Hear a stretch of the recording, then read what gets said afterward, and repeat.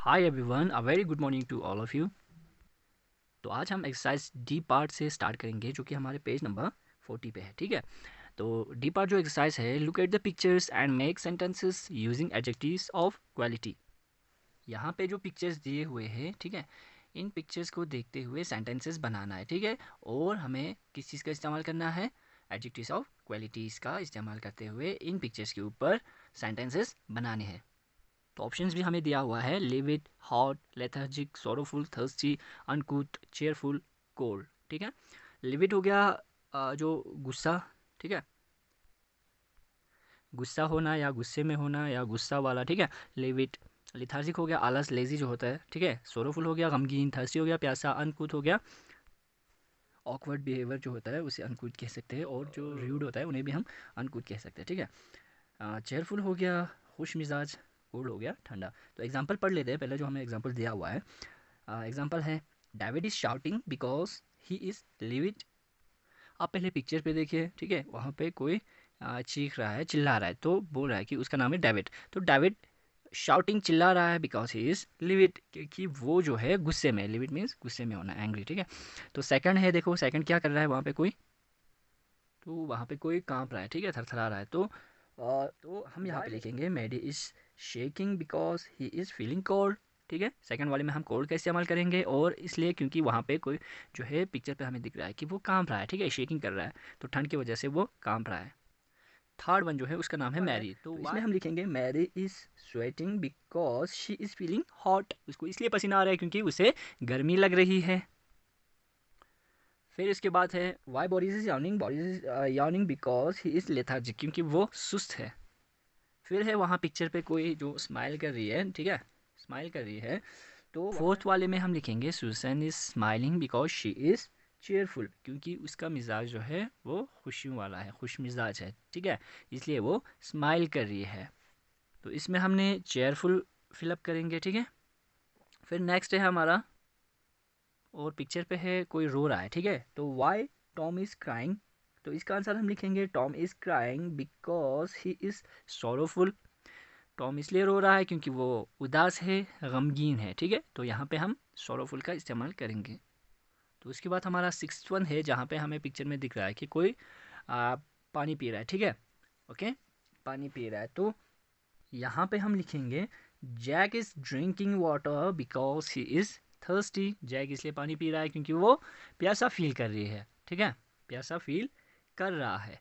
तो last one है जहाँ पे एक लड़की जो है अपना टंग बाहर निकाली हुई है। ठीक है, तो हम यहाँ पे लिखेंगे Shalini is sticking out her tongue because she is uncouth. ठीक है, शालिनी अपना टंग इसलिए बाहर निकाल रही है क्योंकि वो ऑकवर्ड बिहेवियर करने वाली है। ठीक है, यानी कि वो थोड़ा र्यूड भी है। ओके, ये मैं अभी आपको फिलअप करके दिखाता हूँ। तो ये मैंने फिलअप कर दिया, अब आप यहाँ से कर सकते हो। ठीक है, अच्छे से देख लेना और स्क्रीनशॉट भी ले लेना। तो अच्छे से करना अपने बुक्स पे, ठीक है, कॉपी पे नहीं करना ये आपने। मैं थोड़ा जूम करके दिखाता हूँ, ये लो। ठीक है, अब शायद आप लोगों को अच्छे से दिख रहा होगा, तो ये अपने बुक्स पे अच्छे से लिखना है, ठीक है, कॉपी करके। तो उसके बाद हमारा एक्सरसाइज ई पार्ट है, जिसमें हमें क्या करना है, replace the word nice with suitable adjectives of quality in the given letter. नीचे एक लेटर दिया हुआ है, ठीक है, जिसमें हर खाली जगह से पहले नाइस का इस्तेमाल किया हुआ है। तो अब हमने क्या करना है, उस नाइस को रिप्लेस करना है। ठीक है, उसकी जगह पे कोई सूटेबल एडजेक्टिव्स ऑफ क्वालिटी का इस्तेमाल करके ये लेटर को कंप्लीट करना है। ठीक है, तो ये मैंने इसी के साथ ये भी मैंने फिलअप कर दिया क्योंकि ज़्यादा टाइम ले रहा था। तो चलिए देखते हैं।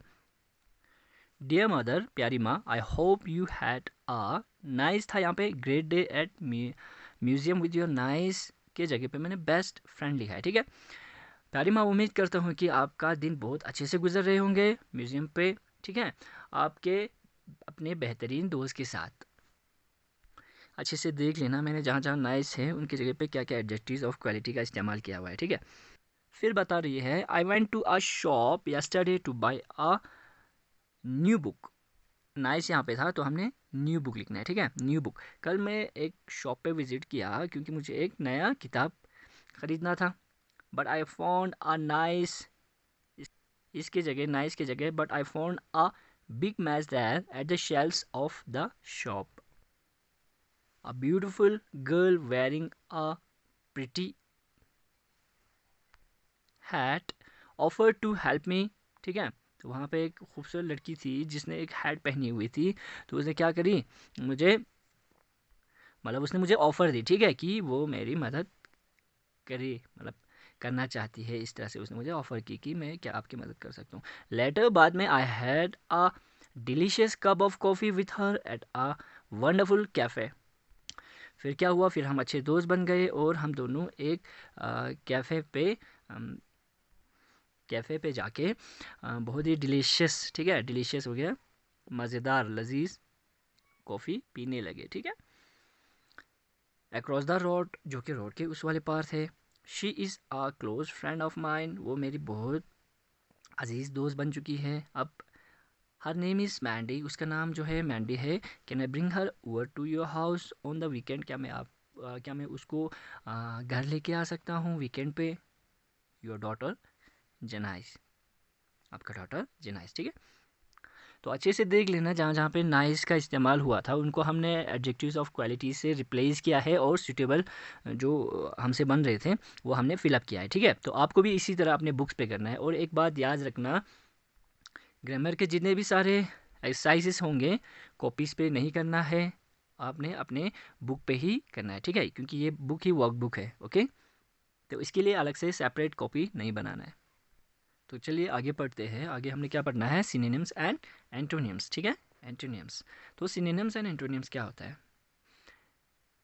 Adjectives of quality can have antonyms and synonyms. Adjectives of quality जितने भी होते हैं उनके सिनोनिम भी हो सकते हैं और एंटोनिम भी हो सकते हैं, ठीक है। अब सिनोनिम एंटोनिम क्या होता है, चलिए आपको बताता हूँ। Synonyms are words that are similar in meaning or have same meaning to each other. Example, awful, terrible.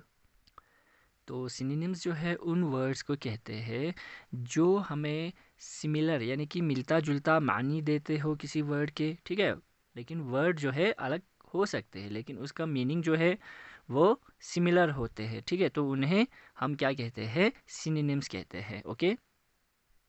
यानी कि जिन वर्ड्स के मीनिंग जो है सिमिलर हो या फिर सेम हो, एक दूसरे से मिलता जुलता हो, उन वर्ड्स को सिनोनिम्स कहते हैं। जैसे कि यहाँ पे हमें एग्जांपल दिया हुआ है, ऑफुल, टेरिबल, ठीक है। जैसे लेजी, लेथार्जिक, ओके। जैसे लेजी हो गया काहिल, सुस्त, ठीक है, लेथार्जिक हो गया काहिल, सुस्त। तो ये वर्ड्स जो है दोनों आपस में अलग अलग तो है लेकिन ये जो हमें मीनिंग जो हमें प्रोवाइड कर रहा है ये बहुत ही सिमिलर है, मिलता जुलता है, ओके, एक दूसरे से। तो इन वर्ड्स को हम सिनोनिम्स कहते हैं। अब सिनोनिम्स के हिसाब से जो हमें एक्सरसाइज एफ वर्ड दिया है उसमें क्या करना है, circle the synonyms of the adjectives given in the brackets. जो एडजेक्टिव्स है उसके जो सिनोनिम्स है उनको क्या करना है, सर्कल करना है हमने, ठीक है। यानी कि जो हमें ब्रैकेट के अंदर एडजेक्टिव्स दिए हुए हैं, ठीक है, एडजेक्टिव्स वर्ड दिए हुए हैं, सेंटेंस में उनके सिनोनिम्स को सर्कल करके हमें फाइंड आउट करना है, ठीक है। तो चलिए करते हैं। तो मैंने इनको सर्कल कर दिया है, चलिए अब पढ़ते हैं। My father is ill so I am unhappy, ठीक है। अब यहाँ पे हमने ब्रैकेट में एडजेक्टिव जो है सॉरफुल, ठीक है, सॉरफुल यानी कि गमगीन उदास। तो इसका सिनोनिम जो है हमें सेंटेंस में से निकालना था। गमगीन उदास को हम क्या कह सकते हैं, अनहैप्पी, ठीक है। तो अनहैप्पी को आपने सर्कल करना है। सेकंड है these artefacts are expensive but durable. तो ब्रैकेट में हमने स्टडी दिया हुआ है और हमने किसको करना है, सेंटेंस में से ड्यूरेबल को हमने सर्कल करना है, ठीक है। कोई चीज़ जो महंगी तो है लेकिन ड्यूरेबल है, लंबे समय तक टिक जाता है, टिकने लायक होता है, ठीक है, यानी कि अच्छे क्वालिटी का होता है, उसे ड्यूरेबल कहते हैं।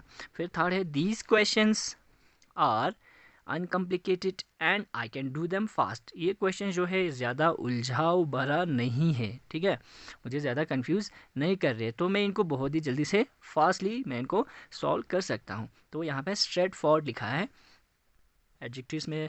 अच्छा, ब्रैकेट में जो एडजेक्टिव्स दिया हुआ है वो स्ट्रेट फॉरवर्ड है, तो हमें इसका सिनोनिम अनकम्प्लिकेटेड, ठीक है, अनकम्प्लिकेटेड यानी कि जो उतना टफ और उलझाने वाला नहीं हो, ठीक है। फिर है I need specific instructions to complete this difficult task. Specific हो गया ख़ास, ओके, स्पेशल इंस्ट्रक्शन की ज़रूरत है मुझे, किस लिए, इस डिफ़िकल्ट टास्क को, काम को करने के लिए। तो ब्रैकेट में जो हमें एडजेक्टिव दिया है प्रिसाइज, ठीक है, उसका मतलब भी ख़ास। ओके, तो हमने क्या करना है, फोर्थ का हमने स्पेसिफिक को सर्कल करना है, ठीक है, क्योंकि इन दोनों का जो है मीनिंग सिमिलर है। फिफ्थ है the film was absolutely awful and very lengthy. तो एडजेक्टिव जो हमें ब्रैकेट में दिया हुआ है वो है ड्रेडफुल, तो इसको हमने ऑफुल को सर्कल करना है। फिर लास्ट है हमारा new Delhi is a large city with many historic monuments. New Delhi जो है बहुत ही एक बड़ा शहर है जिसमें बहुत सारे हिस्टोरिक मॉन्यूमेंट्स है, यानी कि बहुत सारे क्या कहते हैं इसको, हिस्टोरिकल प्लेसेस है, ठीक है, बिल्डिंग्स है, स्टैचूज है, ठीक है। तो टाइटैनिक यहाँ पे हमें एडजेक्टिव्स के तौर पे ब्रैकेट में दिया हुआ है, और इसका सिनोनिम क्या बनता है, टाइटैनिक हो गया बड़ा और लार्ज हो गया बड़ा, ठीक है, तो हम लार्ज को सर्कल करेंगे। तो इसी के साथ हमारा एक्सरसाइज एफ पार्ट भी कंप्लीट हो जाता है, जिसमें हमने क्या किया, सिनोनिम्स पढ़े, ठीक है। सिनोनिम्स क्या होता है आप लोगों को मैंने बता दिया कि जो वर्ड्स, ठीक है, उन वर्ड्स को कहते हैं जिनके मानी जो है मिलता जुलता हो या फिर सेम हो, ठीक है, तो उन वर्ड्स को क्या कहते हैं, सिनोनिम्स कहते हैं। जैसे कि हमें यहाँ ब्रैकेट में दिए हुए एडजेक्टिव्स थे, उनके हमने सेंटेंस में से सिनोनिम्स निकाल के उनको सर्कल किए हैं, ठीक है। क्यों, क्योंकि वो सब जो है सिनोनिम्स है, उनके मीनिंग जो है वो सिमिलर है, लगभग सेम है। तो ये हमारा एक्सरसाइज था, और आज के लिए इतना ही। आप लोग ये सारे होमवर्क्स जो है अपने बुक्स पे ही करना, कॉपीज़ पे नहीं करना है, आपने इसके लिए सेपरेट कॉपीज़ नहीं बनाना है, अपने बुक्स पे ही करते जाना है, ठीक है। तो आज के लिए इतना ही, कल हम इससे आगे पढ़ेंगे। Thank you so much.